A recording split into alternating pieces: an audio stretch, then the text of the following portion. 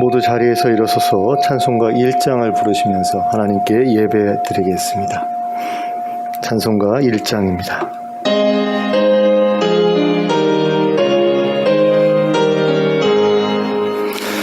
한복의 근원 하나님,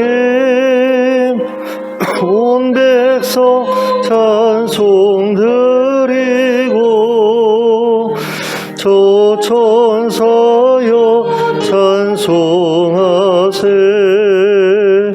찬송 성부 성자 성령 아멘.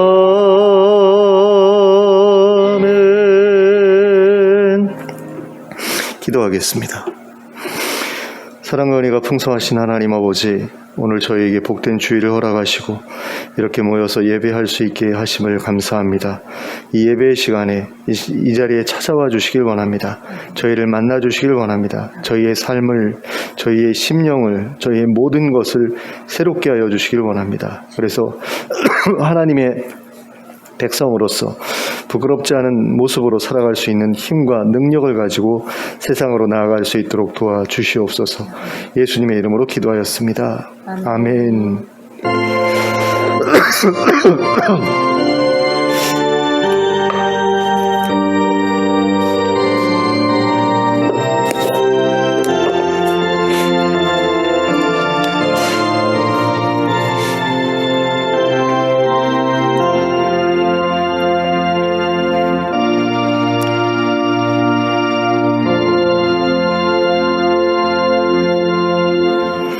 찬송가 66장을 함께 찬송하겠습니다.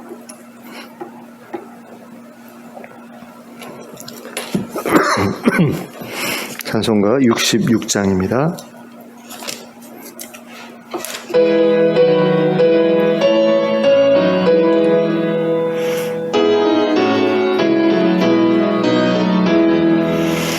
다 감사드리세.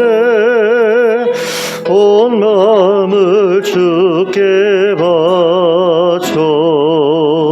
그 섭리 놀라워 온 세상 기뻐하네.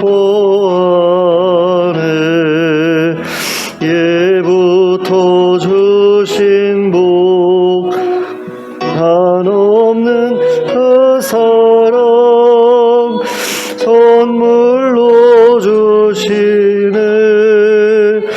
이제와 영원히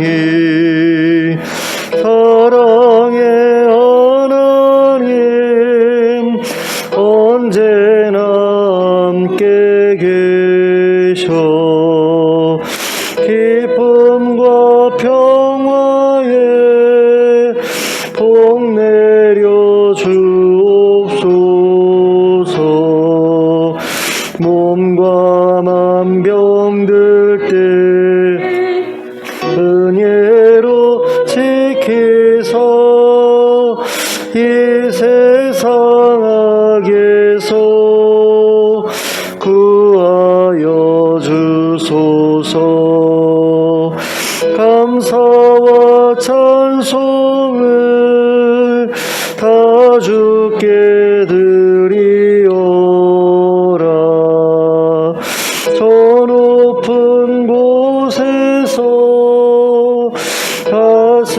다스리시는 주님, 영원한 하나님 다 경배하여라. 전에도 이제도 장래도 영원히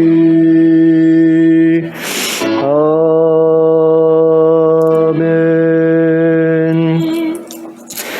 교동문 40번을 함께 교도하시겠습니다. 교동문 40번 시편 96편입니다. 교도가겠습니다.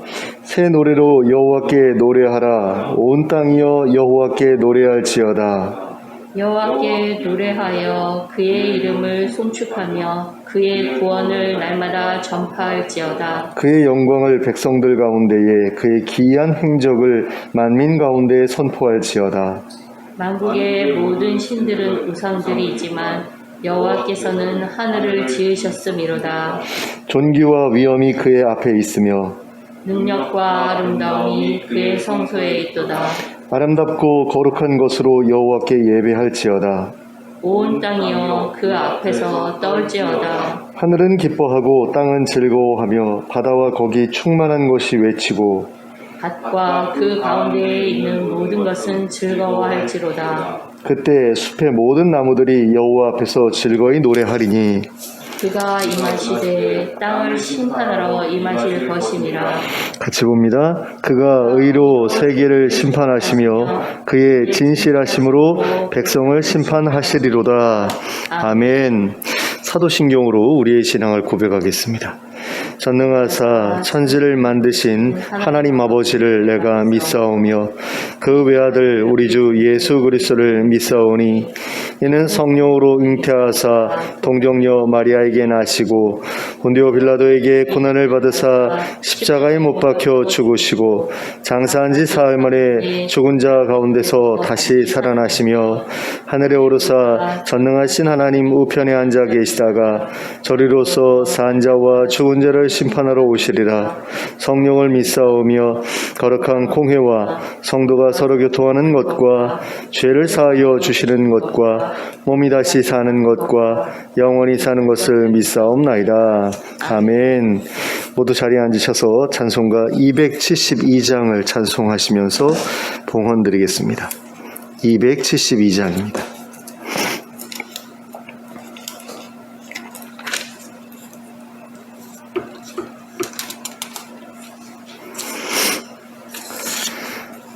(272장) 찬송합니다.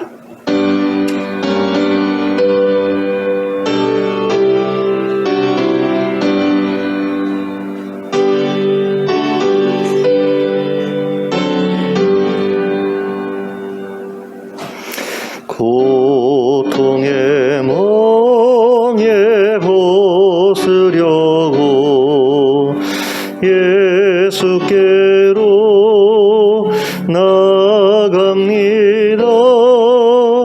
자유와 기쁨 베푸시는 주께로 갑니다. 병든 내 몸이 튼튼하고 빈궁한 삶이 후해지며 죄악을 벗어버리려고 주께로 갑니다. 낭패와 실망당한 뒤에 예수께로 나갑니다. 십자가 은혜 받으려고 주께로 갑니다. 슬프던 마음 위로받고 이 생의 풍파 잔잔하며 영광의 찬송 부르려고 주께로 갑니다. 교만한 마음을 내버리고 예수께로 나갑니다. 복되신 말씀 따르려고 주께로 갑니다. 실망한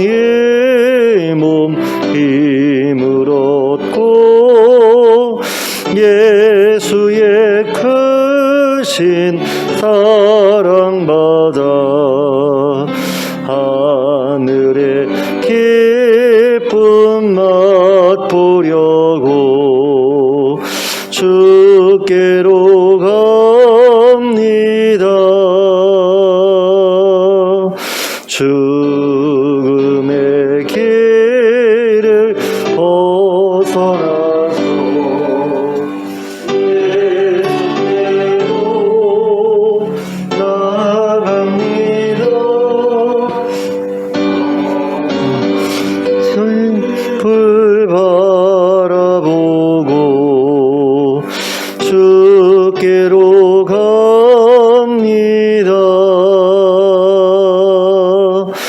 멸망의 폭우 헤어나와 영광의 나라 하달아서 영광의 주를 배우려고 주께로 갑니다. 아멘. 함께 기도하겠습니다. 사랑의 하나님 아버지, 하나님께서 저희의 삶을 보살펴 주셔서 저희가 지금까지 이렇게 살아왔습니다. 하나님, 힘들고 어려운 일이 참으로 많은 가운데 하나님의 도우시는 손길을 저희가 경험하면서 하나님의 은혜를 깨닫고 또 이렇게 하나님 앞에 감사의 예배를 드리고자 합니다. 하나님 기쁘게 받아주시고 또 저희의 마음이 온전히 하나님만을 바라보고 갈망하게 하여 주시기를 원합니다. 하나님이 우리의 인생에 얼마나 소중한 분이고 존귀한 분인지 온전히 깨닫기를 원합니다. 하나님 없이 우리의 인생이 얼마나 헛된 것인지를 하나님 저희로 깨닫게 하시고 하나님을 의지하며 살아가는 가운데 하나님이 약속하신 미래를 바라보는 그 믿음을 저희가 포기하지 않게 해주시길 원합니다. 하나님, 세상은 참으로 어둡고 절망적이지만 그러나 하나님께서 우리에게 약속하신 하나님 나라가 우리 앞에 있기 때문에 하나님, 우리가 소망을 가지고 살아갈 수 있는 줄로 믿습니다. 하나님, 지금보다 더 나은 그런 삶이 우리를 기다리고 있음을 기억하는 가운데 좌절하지 않게 하시고 주저앉지 않게 하여 주시고 하나님이 걸어가라 하신 그 길을 온전히 걸어가게 하시고 그 길 끝에서 하나님께서 약속하신 좋은 것들을 풍성히 받아 누리는 저희 모두가 되게 하여 주시기를 원합니다.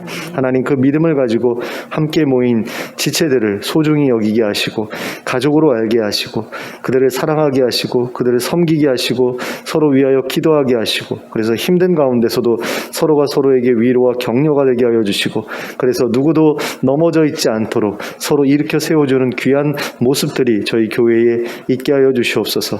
또 믿는 많은 사람들이 찾아들어서 함께 힘을 모아서 아름다운 공동체를 이루고 또 행복하고 즐거운 삶을 공유하는 그런 일들이 이 교회에 있게 되기를 원합니다. 하나님, 교회를 찾지 못하고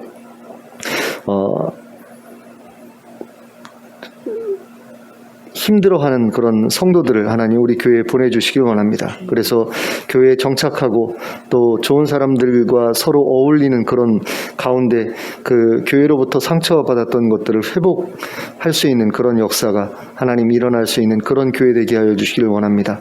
또 하나님 아버지, 우리 코로나로 인해서 여러 힘들고 어려운 일들을 겪고 있는 우리 성도님들을 기억해 주시길 원합니다. 병에 걸렸거나 아니면 병에 걸리지 않았더라도 하나님 여러 가지 삶의 어려움을 겪고 있는 그런 일들이 이 코로나 시대에 계속해서 끊이지 않고 일어나고 있습니다.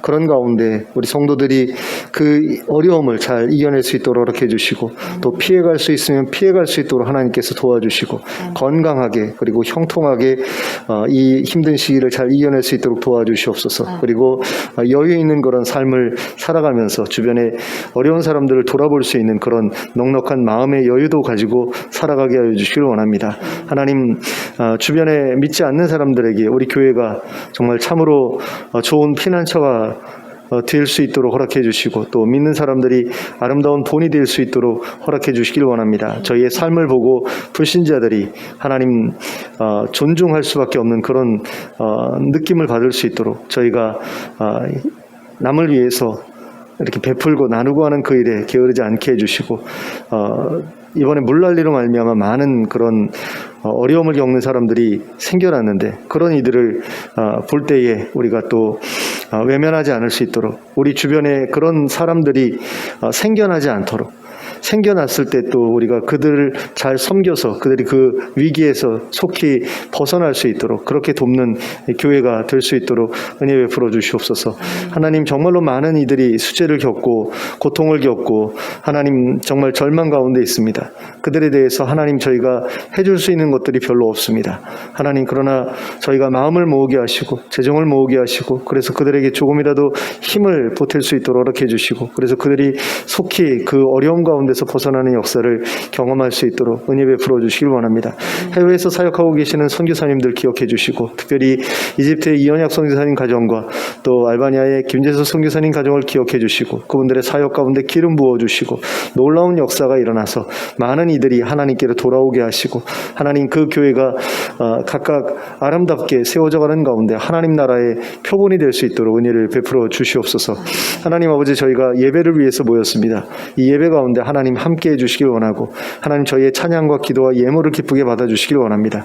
또 드린 손길이 많은 것으로 하나님 채워주시고 갚아주셔서 성도들의 삶에 궁핍함이 없게 하여 주시고 계속해서 하나님께서 채워주시고 또 우리 성도들은 계속해서 흘려보내고 하는 가운데 하나님의 아름다운 선순환이 계속 이루어지게 하여 주시고 그래서 주변에 어려운 사람들을 계속해서 일으켜 세우는 그런 귀한 성도들로 변화되어 가고 성숙해 나아갈 수 있도록 도와주시길 원합니다. 교회 안에 아픈 분들이 많이 계시는데 하나님께서 찾아가 주시고 만나 주시고 만져 주시고 회복시켜 주시고 건강하게 만들어 주시길 원합니다. 그래서 노년에도 하나님과 동행하면서 복된 삶을 살아가는데 아무 지장 없도록 주님 은혜를 베풀어 주시옵소서. 예수 그리스도의 이름으로 기도하였습니다. 아멘.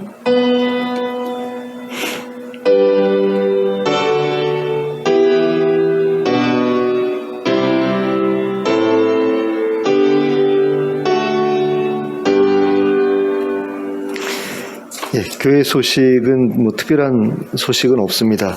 그 코로나로 인해서 2주간 뵙지 못하다가 이렇게 대면해서 예배할 수 있게 돼서 참 감사하고 그 자그마한 선물이 준비가 돼 있어요. 그 단호박하고 그 다음에 이 그 마스크에 이렇게 마스크 목줄이라고 그러나요? 그 줄을 고무로 된 거, 실리콘으로 된 거를 누가 선물로 주셔가지고 교인들 좀 나눠주시라고 그렇게 선물이 들어왔거든요. 그래서 끝나고서 하나씩 챙겨가시면 좋을 것 같습니다. 예, 이상으로 교회 소식 말씀드렸습니다. 좌우를 눌러보시면서 인사 나누시기 바랍니다. 잘 오셨습니다. 반갑습니다. 반갑습니다. 예, 진짜 오랜만에 뵙습니다. 예, 하나님의 말씀 함께 보시겠습니다. 누가복음 5장 17절부터 26절까지 말씀입니다.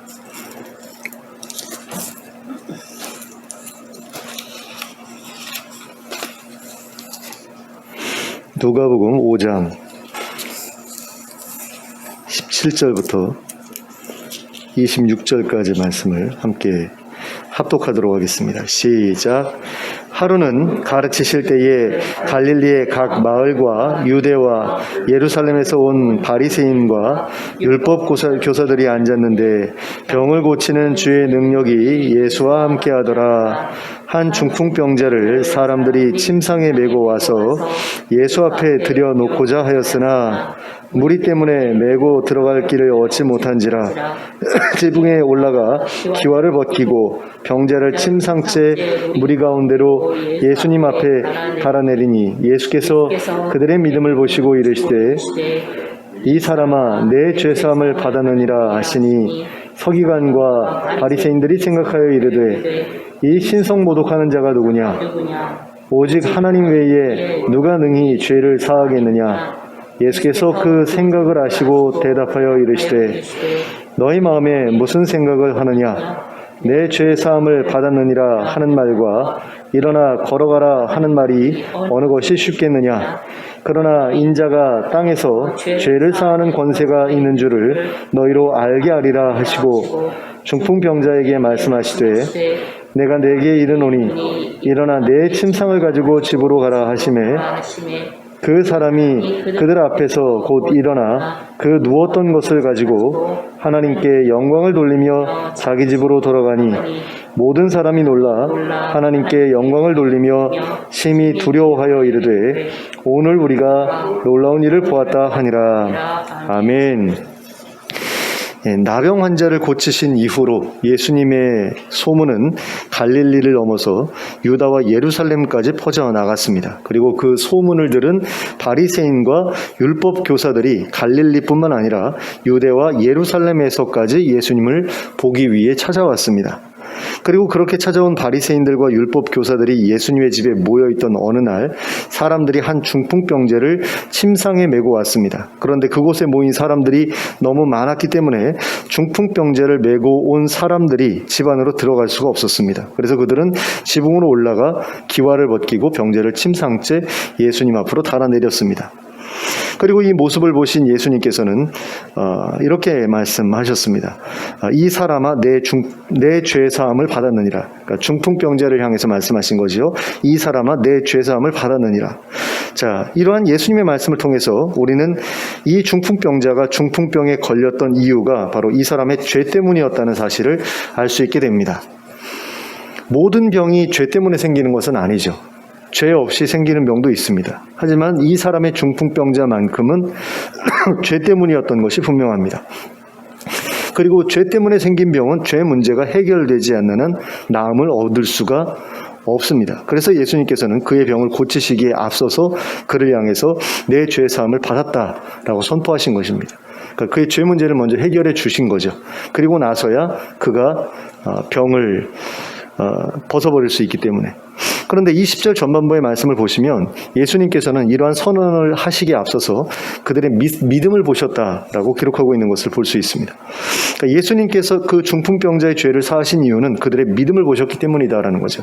그렇다면 여기에 기록된 그들은 누구냐라는 게 이제 문제가 될 수 있는데, 일단 이 그들은 중풍병자를 침상에 메고 그 자리에 나온 사람들을 가리키는 것이라고 할 수 있겠습니다. 그런데 그들과 더불어 중풍병자도 그들 가운데 포함되어 있었다라고 보는 것이 맞습니다. 왜냐하면 죄를 사함받는 데에는 반드시 죄인 스스로의 회개가 있어야 되기 때문이죠. 그러므로 우리는 이 중풍병자가 자신의 병이 생긴 그 이유가 자기의 죄 때문이라는 사실을 깨달았고, 하나님께서 보내주신 선지자인 예수님 앞에 가서 자신의 죄를 고백하고 죄사함을 받으면 자신의 병이 나을 수도 있겠다, 이렇게 생각했다라는 것을 알 수 있습니다. 그리고 그러한 중풍병자의 이야기를 들은 지인들이 그 중풍병자의 말을 믿고, 그래서 그 중풍병자와 동일한 믿음을 가지고 그 중풍병자를 예수님께 데리고 나왔다는 사실을 알 수가 있게 됩니다. 그리고 이러한 믿음을 확인하신 예수님께서는 그 중풍병자에게 죄 사함을 받을 만한 자격이 있다고 판단하신 거죠. 그래서 그의 죄를 사하겠다는 선포를 하신 겁니다. 그런데 예수님의 이러한 선포는 그 자리에 있었던 서기관과 바리새인들의 마음을 굉장히 불편하게 만들었습니다. 왜 그렇습니까? 죄를 사하는 권세는 오직 하나님께만 있다라고 그들은 생각하고 있었는데, 예수님이 나한테도 그런 권세가 있다, 이런 식으로 이제 주장하신 거잖아요. 그러니까 나도 하나님처럼 죄 사하는 권세가 있어, 이렇게 말하면 이제 내가 하나님과 별로 차이가 없어라는 어떤 그런 느낌을 주지 않습니까? 그래서 이제 예수님이 신성모독적인 그런 말씀을 하셨다라고 그들이 판단을 했던 거죠. 근데 그런 마음을 읽고서 예수님께서는 24절에서 이렇게 말씀을 하십니다. 그러나 인자가 땅에서 죄를 사하는 권세가 있는 줄을 너희로 알게 하리라. 그러니까 예수님께서 나에게 죄를 사하는 권세가 있다라는 식으로 말씀하신 이유는 실제로 그 권세가 예수님께 있었기 때문이다라는 거죠.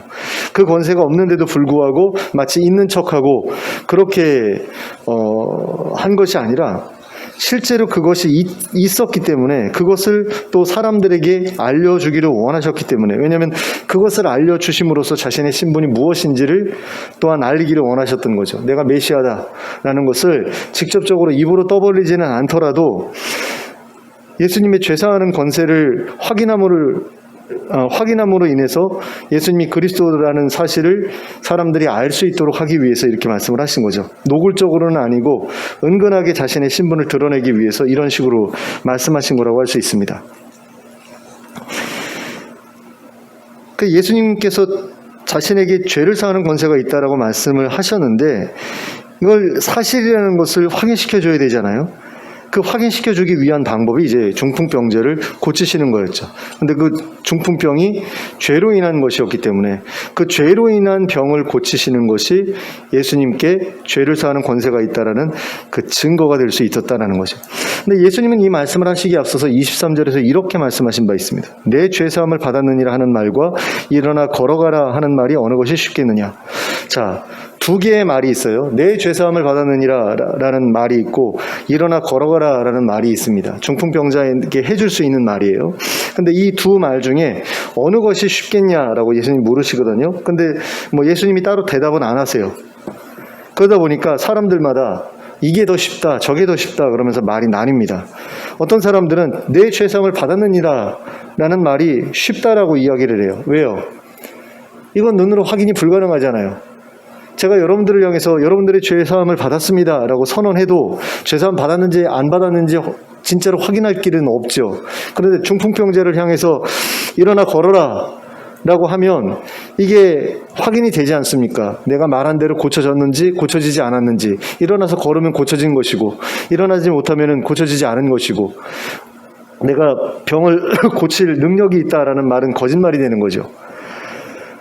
근데 많은 사람들이 내 죄사함을 받았느니라 라는 말이 더 쉬운 말이라고 생각을 합니다. 확인 불가하기 때문에. 일어나 걸어가라 라는 말이 더 쉬운 말이라고 생각을 해요. 근데 사실은 그렇지가 않습니다. 왜냐하면 이 당시에 내 죄사함을 받았다라고 말하는 것은 이거는 진짜로 신성모독적인 그런 말이에요. 그러니까 바리새인들이 지금 예수님에 대해서 어느 정도 이제 선지자로 이렇게 이해하고 있었기 때문에 가만히 있었지, 만약에 갑자기 난데없이 어떤 사람이 나타나가지고 나한테 죄사하는 권세가 있어 그러면서 너의 죄를 사하노라 그러면서 돌아다니고 그러면 이 바리새인들이 그 사람을 그냥 두지 않았을 겁니다. 끌고 나가서 돌로 쳐서 죽였을 거예요. 신성모독적인 그런 행위를 한다고. 그렇기 때문에 예수님께도 이것은 사실은 위험한 일이었다라는 거죠. 이 발언은 예수님으로서도 하기 힘든 발언이었다라는 겁니다.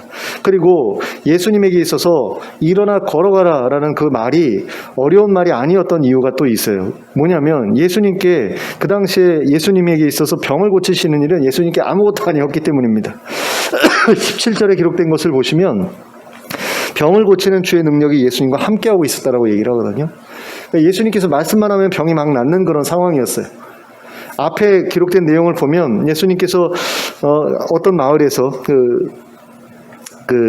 베드로가 살았던 그 마을에서 병든 사람들이 이렇게 안식일이 지나서 찾아왔을 때 다 이렇게 손 얹고서 안수해 줬더니 모든 병이 다 나았다라고 되어 있거든요. 그러니까 예수님에게 있어서 병 고치는 거는 아무 일도 아닌 거예요. 또 어려운 일이 아니에요. 그 사람들한테 그렇게 말하는 거죠. 야, 내가 죄사함을 받았다라고 말하는 게 어렵겠냐? 너의 병이 나았다라고 얘기하는 게 어렵겠냐? 그렇게 물어본 거죠. 근데 진짜 어려운 것은 신성모독적인 발언을 해서 자신의 생명의 위협을 받는, 그게 더 어려운 거거든요.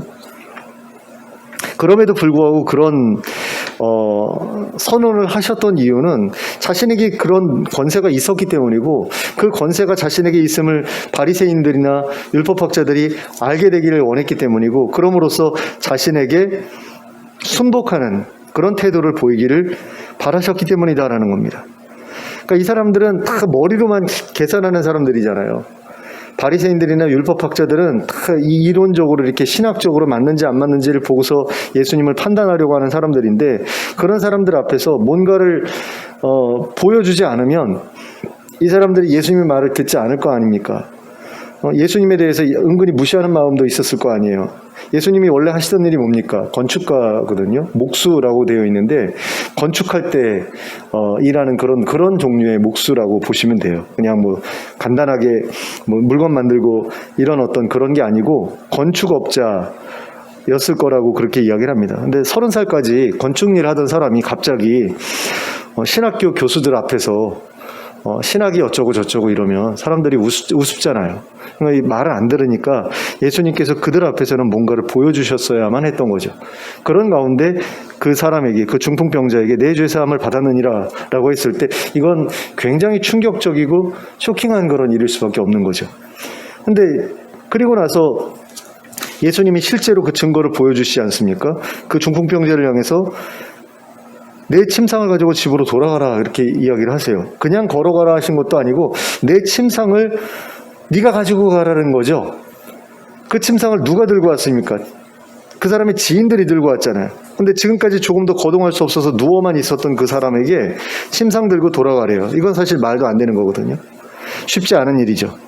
계속해서 사람이 누워있다 보면 근력이 굉장히 약해질 수밖에 없고 다리에 힘이 생기지 않아서 일어서는 것도 쉽지 않을 텐데 그 중풍병자한테 그렇게 이야기를 하신 거예요. 근데 실제로 그런 일을 그 중풍병자가 했다라는 거죠. 곧바로 예수님 말씀 듣자마자 그 자리에서 일어나서 그 누웠던 거 침상 가지고 하나님께 영광을 돌리면서 자기 집으로 돌아갔다라는 겁니다. 그 침상이 아마 야전 침대 같은 그런 정도로 이렇게 가벼웠겠죠. 아주 무겁지는 않았을 것 같아요. 119에서 사용하는 그런 종류의 그런 가벼운 그런 침상이었을 것 같은데 어쨌든 그거 자기가 누워있던 침상을 이렇게 옆구리에 끼고 갈 수 있을 정도로 회복이 됐다는 건 정말 놀라운 그런 일이 아닐 수가 없는 거죠. 그래서 그런 모습을 보고서 모든 사람들이 놀랐습니다. 하나님께 영광을 돌렸죠. 그리고 심히 두려워하면서 오늘 우리가 놀라운 일을 보았다라고 그렇게 말했다라고 하는데 아마도 그 자리에 있었던 사람들은 예수님께서 그 선언하신 거, 나에게 죄사하는 권세가 있다라고 하신 것에 대해서 더 이상 신성모독이라고 생각하지 않게 됐을 겁니다. 예수님께서 죄로 인해 생긴 질병을 고치셨기 때문이죠. 그리고 그것이야말로 예수님께서 스스로 말씀하신 것처럼 예수님에게 죄를 사하시는 권세가 있다는 증거였기 때문입니다. 이처럼 하나님께서는 예수님에게 땅에서 죄를 사하는 권세를 허락하셨습니다. 그래서 죄로 인해 생긴 문제까지도 해결할 수 있게 해주셨어요. 그러니까 예수님께서 이 땅에서 사역하시는 동안 무슨 일을 하셨습니까? 복음 전하는 일을 하셨죠. 그 다음에 귀신 내쫓고 병 고치는 일을 하셨잖아요. 근데 죄도 사하시면서 다니셨다는 거죠. 그러니까 사람들이 죄를 지었어요. 그러니까 죄사함을 받아야 돼요. 근데 죄사함을 받기 위해서는 어떻게 해야 돼요?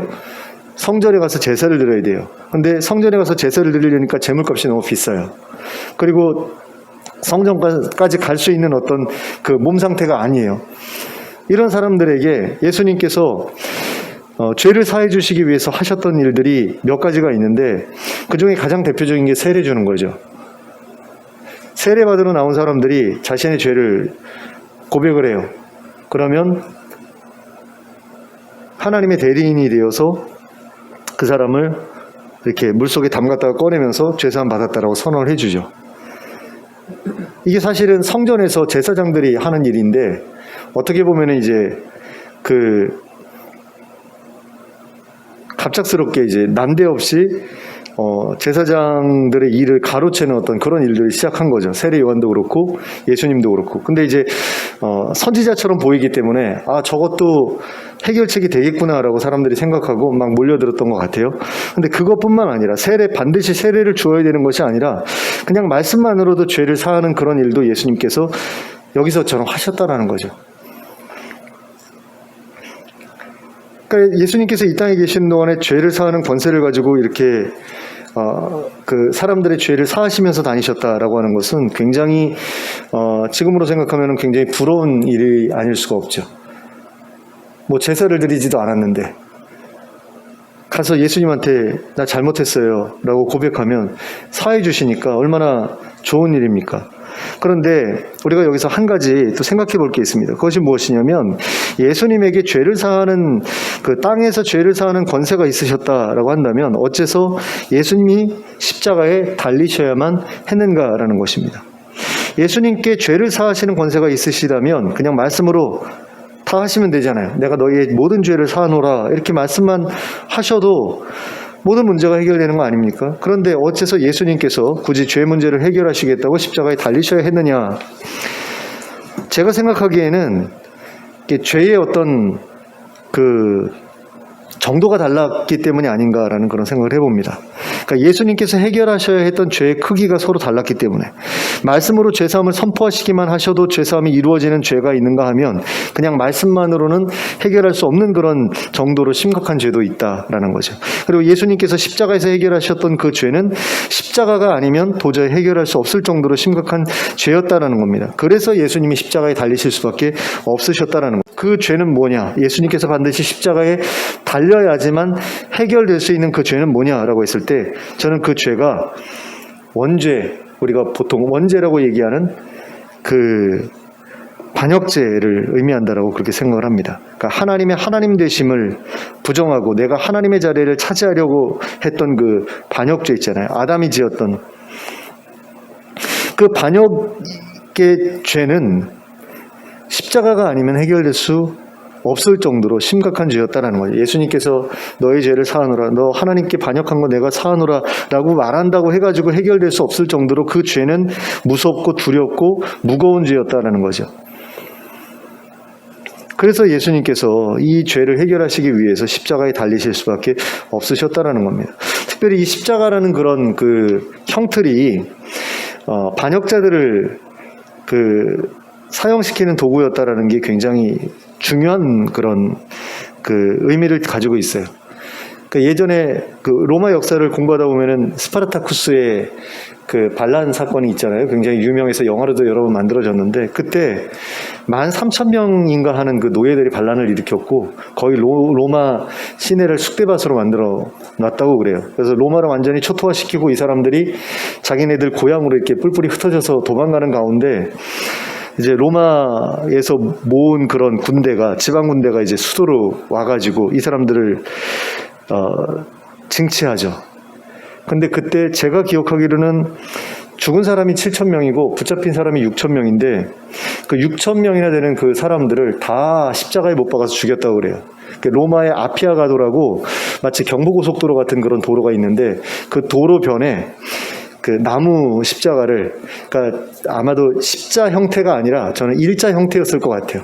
그 일자 형태로 이렇게 전신주같이 다 받아가지고 6,000명을 못 박아 죽였다고 그러거든요. 그러니까 십자가라는 건 기본적으로 반역자들을 처형시키는 도구였어요.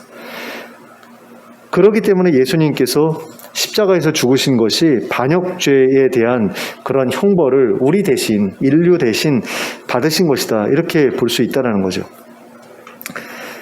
자, 그리고 이렇게 예수님께서 십자가에서 그와 같이 심각한 죄의 문제를 해결하셨다고 한다면 우리에게 남아있는 그 죄의 문제라고 하는 것은 예수님의 말씀만으로도 해결할 수 있는 그런 것밖에는 없다라는 거죠. 어떤 분들은 십자가에서 예수님께서 모든 사람들의 죄를 다 해결하셨다라고 이야기를 하는데 뭐 그렇게 볼 수도 있다라고 생각을 합니다. 그러니까 워낙에 그 무서운 형벌이기 때문에 다른 모든 죄의 죄값까지도 다 포함해서 해결하는 그런 어떤 그 수단이 될 수 있었다라고 보는데 그럼에도 불구하고 우리가 기억해야 될 것이 무엇이냐면 야고보서에서는 우리한테 죄를 고백하라고 이야기한다라는 거죠. 야고보서 5장 14절부터 16절까지 기록된 내용을 보시면 이런 말씀이 있습니다. 같이 한번 보겠습니다. 야고보서 5장 14절부터 16절까지. 예, 같이 읽을게요. 시작. 너희 중에 병든 자가 있느냐? 그는 교회의 장로들을 청할 것이요. 그들은 주의 이름으로 기름을 바르며 그를 위하여 기도할지니라. 믿음의 기도는 병든 자를 구원하리니 주께서 그를 일으키시리라. 혹시 죄를 범하였을지라도 사하심을 받으리라. 그러므로 너희 죄를 서로 고백하며 병이 낫기를 위하여 서로 기도하라. 의인의 간구는 역사하는 힘이 큼이니라. 아멘. 근데 여기 16절을 보시면 너희 죄를 서로 고백하라고 이야기를 하고 있습니다. 자, 십자가에서 모든 죄 문제가 해결이 됐다. 그러면 죄 고백할 이유가 없죠. 현재의 죄, 뭐 과거의 죄, 미래의 죄까지 다 해결이 됐다. 그러면 굳이 죄를 고백할 이유가 없죠. 죄를 고백하면서 내 죄를 용서해다오라고 말할 이유가 없잖아요. 다 해결해 주셨는데. 구원파에서는 그렇게 이야기를 하죠. 근데 그게 아니라는 겁니다. 죄를 지었으면 죄에 대해서 고백을 해야 될 필요가 있다라는 거죠. 그것도 내가 누구한테 죄를 지었다. 그러면 그 당사자한테 내가 너한테 죄를 지었다라고 이야기를 하면서 용서를 구하는 그런 일들이 여전히 우리에게 필요하다라는 겁니다. 근데 이 부분에 대해서 사람들이 너무나 간과하는 것을 봅니다. 내가 하나님께 용서해 주세요 라고 기도하면 그걸로 다 모든 문제가 해결된 것처럼 그렇게 생각하는 사람들도 있어요. 어떤 사람들은, 그러니까 구원파에서는 이렇게 이야기를 합니다. 내가 예수 그리스도와 함께 십자가에 못 박혀서 죽었기 때문에 나는 과거의 죄, 현재의 죄, 미래의 죄로부터 완벽하게 자유롭게 되었다. 그러면 예수 믿고 나서 그 죄사함 받고 나서 짓는 죄는 뭐냐? 그건 죄가 아니다라고 그렇게 이야기를 하는 그런 사람들도 있습니다. 구원파 사람들 중에. 구원파도 여러 개가 있더라고요. 근데 그거 말고 그래도 하나님께 죄 고백은 해야 돼. 그러면서 이제 하나님 앞에 자신이 지은 죄에 대해서 고백하는 그런 사람들이 있는데, 하나님께만 고백했으면 나는 용서를 받는 거야 라고 그렇게 생각하는 사람들도 있다라는 거죠. 그래서 밀양에 나오는 그 살인범 같은 경우도 내가 하나님께 기도해서 나 용서받았기 때문에 너의 용서 따위는 필요치 않아, 뭐 이런 식으로 이야기했다라고 이야기를 들었는데, 내가 죄를 지어서 누군가를 피해자로 만들었으면 그 사람에게도 사실은 용서를 구해야 되는 거거든요. 죄를 고백하고 미안하다라고 사과를 하고 그래야 되는 거거든요. 그게 이제 야고보서 5장 16절에서 말하고 있는 겁니다. 그러므로 너희 죄를 서로 고백해라 라는 게 그런 의미예요. 죄를 지었으면 그것에 대해서 십자가에서 다 해결됐어 이러지 말고, 나 하나님께 기도드렸으니까 다 끝났어, 그 문제는 문제가 아니야 라고 말하지 말고 사람들에게도 죄를 고백하라는 거죠. 특별히 세례받으러 갈 때 자신의 그 내면을 계속해서 누르고 있던 그 죄에 대해서 고백을 하고 세례를 받으면서 그 죄로부터 벗어나는 그런 일들이 얼마나 귀한 일인데, 이런 것들을 하지 않고 있다라는 거죠. 많은 교회들이 세례 받을 때 죄 고백하고서 세례 받는 경우가 없잖아요. 근데 세례 요한이 세례 주었을 때나 예수님이 제자들 시켜서 세례 주었을 때는 그랬거든요. 다들 나와가지고 나 어떤 죄를 지었어요 얘기하고 그것에 대해서 죄사함을 받고 그리고 세례를 받았잖아요. 근데 오늘날에는 그런 게 완전히 사라져버렸죠. 그렇게 하면 사람들이 교회 안 나오니까. 사람들 앞에서 자기 죄 고백하고 세례 받는 거, 그러려면은 죄 고백 안 하고 세례 주는 그런 데를 가지, 뭐하러 그런 데를 가요. 부끄럽게, 창피하게 자기 죄를 다른 사람들 앞에서 이렇게 오픈하는 게 얼마나 힘들고 어려운 일인데. 그러다 보니까 교회가 예전에 그 초대교회와는 완전히 다른 어떤 그런 모습으로 이렇게 변질된 부분들이 굉장히 많다라는 생각이 드는데, 어쨌든 이 야고보서 5장 14절의 모습을 기록된 14절 이하에 기록된 내용을 보면 이 중풍병자에게 예수님께서 그 죄사함 하신 부분과 굉장히 많은 부분에서 연결이 되는 것을 볼 수 있어요. 자, 14절을 보시면 너희 중에 병든 자가 있으면 그는 교회 장로들을 청하라고 말씀하고 있습니다. 근데 병이 들었으면 사실 교회 장로들을 찾아가야 되는 거 아니에요. 그죠? 내가 병이 걸렸어요. 그럼 내가 찾아가서 고쳐주세요. 날 위해 기도해 주세요. 그러면 될 거 아닙니까? 근데 여기서 찾아가라고 하지 않고 청하라고 이야기를 합니다. 이건 무슨 얘기냐면 그 사람이 장로들을 찾아갈 수 없는 상황에 있다는 이야기죠. 마치 이 중풍병자처럼 자기 스스로 움직일 수 없는 처지에 있는 그런 사람인 거예요. 너무 큰 병에 걸려서 너무 그 병이 심각해서 내가 목사를 찾아가거나 장로님 찾아가서 나를 위해서 기도해 주세요라고 말할 수도 없을 정도로, 그렇게 움직일 수도 없을 정도로 안 좋은 상태인 거죠. 그러니까 신방을 받아야만 하는, 그런 병원에 입원해가지고 누워있는 가운데 신방을 받아야 되는, 아니면 집에 계속해서 누워있는 가운데 신방을 받아야 되는 그런 사람들에 대한 이야기죠. 그러니까 예수님을 찾아왔던 그 중풍병자와 비슷한 상황에 있는 사람에게 하는 말씀이에요. 너희 중에 병든 자가 있느냐? 도저히 움직일 수 없을 정도로 심각한 병에 걸려 있느냐? 그러면 장로들의 신방을 부탁해라. 그러면 어떻게 해라? 장로들이 와서 그의 주의 이름으로 기름을 바르면서 그를 위해서 기도해라. 근데 여기서 기름을 왜 바르느냐라고 했을 때, 예전에는 기름이라는 것이 이렇게 치료하는 어떤 그런 약품으로서 쓰여졌기 때문에 그런 의미에서 이제 기름을 바르라고 그렇게 이야기를 했다고 그러더라고요. 그래서 환부에다가 이렇게 기름을 바르는 거죠.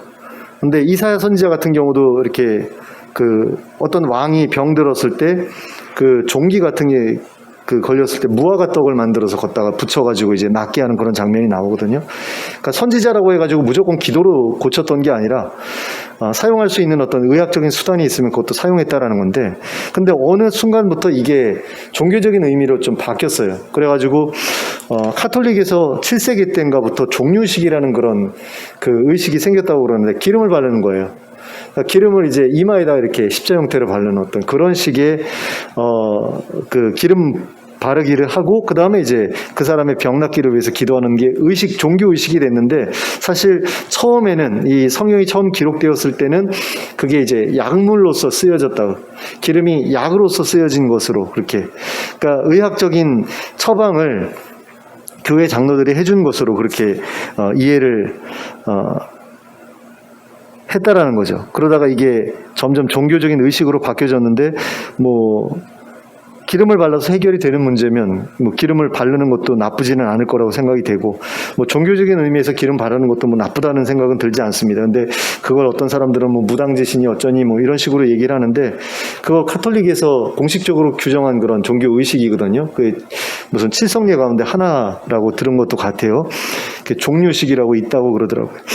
근데 그런 것들을 여러분들이 좀 그냥 알고 계시면 괜찮을 것 같아요. 상징적인 의미든 아니면 실제적으로 치유의 효과가 있든 어쨌든 간에 뭔가 이렇게 그 환자에 대한 어떤 긍휼한 마음을 드러내고 그를 위해서, 그가 낫도록 위해서 할 수 있는 모든 것을 다하라, 그런 의미로 그냥 이해하면 될 것 같습니다. 그리고 15절에서는 믿음의 기도가 병든 자를 구원할 것이라고 말씀하고 있어요. 예수님께 침상째 들려온 병자에게 있었던 믿음이 그를 구원한 것처럼 믿음을 가지고 기도하면 병든 자가 구원을 얻게 된다라는 거죠. 그리고 그와 같은 믿음의 기도를 드린다면 죄를 범하였더라도 사하심을 있을 것이라고, 받을 수 있을 것이라고 말하고 있는 것을 보게 됩니다. 그러면 이 믿음은 어떤 믿음입니까? 예수님에게 치유의 능력이 있으시다는 믿음이죠. 그리고 더 나아가서 예수님께 죄를 사하시는 능력이 있으시다는 믿음입니다. 그런 믿음을 가지고 예수님께 나아갈 때 죄사함의 역사와 더불어서 치유의 역사가 일어날 수 있다는 겁니다. 근데 16절을 보시면 난데없이 너희 죄를 서로 고백하라는 말씀이 나와요. 그리고 병이 낫기를 위해 서로 기도하라는 말씀도 나옵니다. 그러면 병든 자는 장로들을 청해서 기도를 받으라라는 말씀 다음에 어째서 이와 같은 이야기가 나오고 있는 걸까요? 그것은 병이 낫기를 위한 기도를 받기에 앞서 자신의 죄에 대한 고백이 우선적으로 필요하기 때문입니다.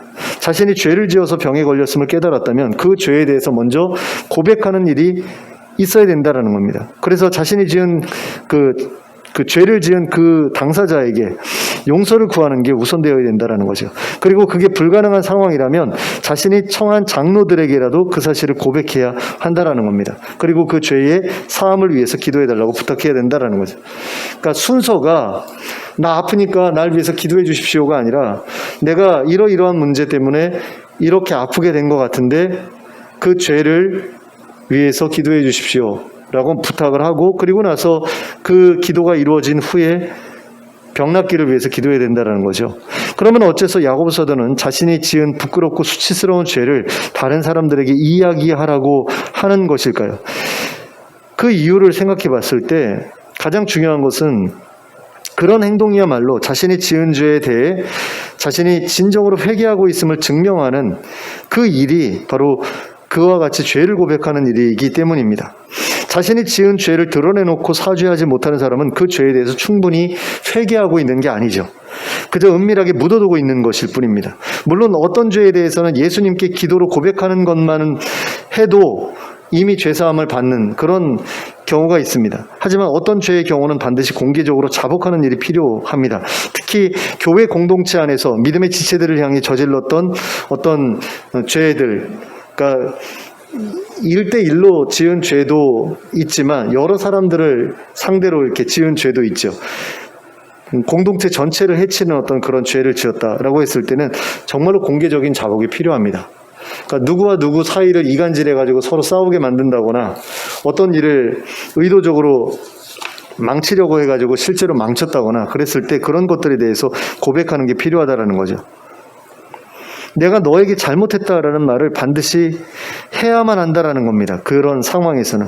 그래서 사람들로부터도 용서를 받아야 한다라는 거죠. 그래야 하나님께서도 그 회개의 진정성을 받아 주신다라는 겁니다. 그리고 그를 용서하시고 그를 치유해 주시고 회복시켜 주신다라는 거죠.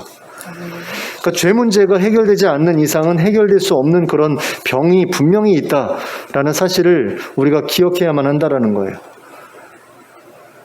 어떤 사람들은 모든 게 죄 때문이라고 이야기하는 사람들도 있습니다. 저는 그건 아니라고 봐요. 당신의 질병은 당신의 죄 때문입니다. 뭐 이런 식으로 이야기하는 경우가 있는데 그건 모르는 거예요. 저는 그거는 자기 자신만 알 수 있다고 생각을 합니다. 자기 자신이 어떤 병에 걸렸을 때 이 병이 그냥 내가 부주의해서 걸린 것인가, 그냥 몸이 약해져서 저항력이 약해져서 그냥 걸린 것인가, 아니면 내게 무슨 죄가 있었기 때문에 걸린 것인가, 이거에 대해서 적어도 예수 믿는 사람이라면 고민해 보게 되잖아요. 갑자기 내가 병에 걸렸어요. 어떤 병에 걸렸어요. 코로나에 걸렸어요. 그러면 이게 왜 걸렸지? 그냥 재수가 없어서인가? 아니면 내가 뭔가 잘못한 게 있었나? 이런 것들 다 생각하잖아요. 그러다가 떠오르지 않습니까? 내가 누군가한테 이런 짓을 했는데 이것에 대한 벌이 아닐까? 이런 마음이 들 수가 있잖아요. 그런데 시간이 흐르면서 그 확신이 점점 깊어져요. 그런다고 하면 어떻게 해야 되는 거죠? 하나님께 그것에 대해서 용서를 구해야 되는 거죠. 그리고 만약에 어떤 연관된 사람이 있으면 그 사람한테도 내가 미안하다라고 사과하는 게 필요한 거죠.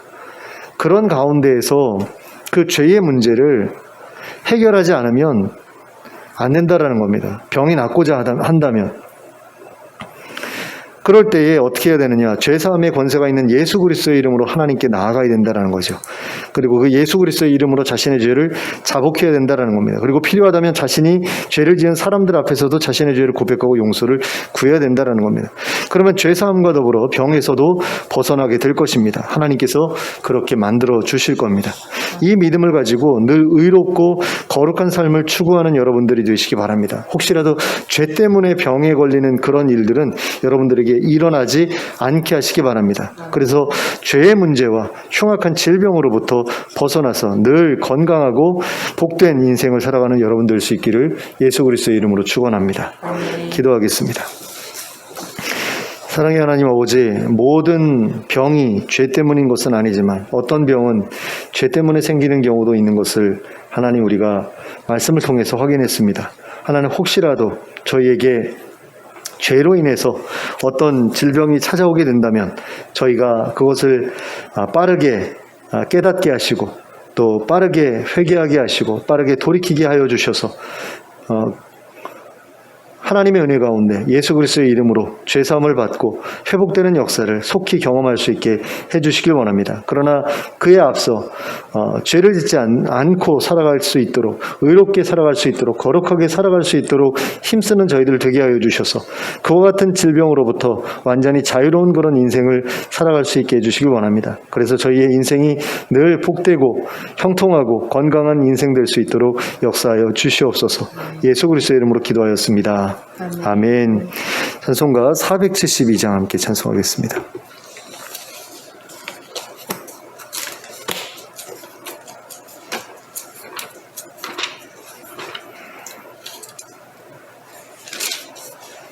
(472장)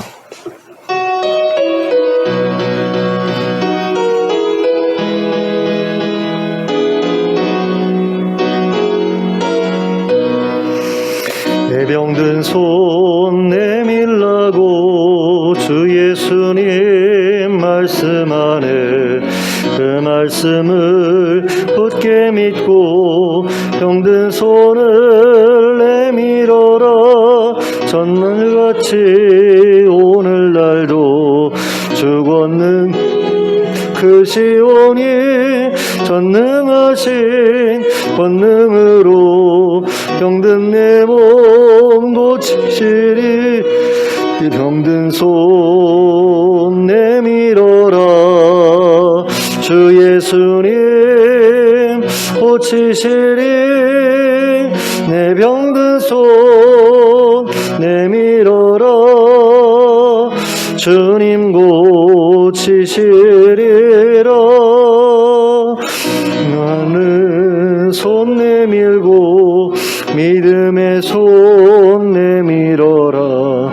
순종의 손 내밀어서 주님의 손 붙잡아라.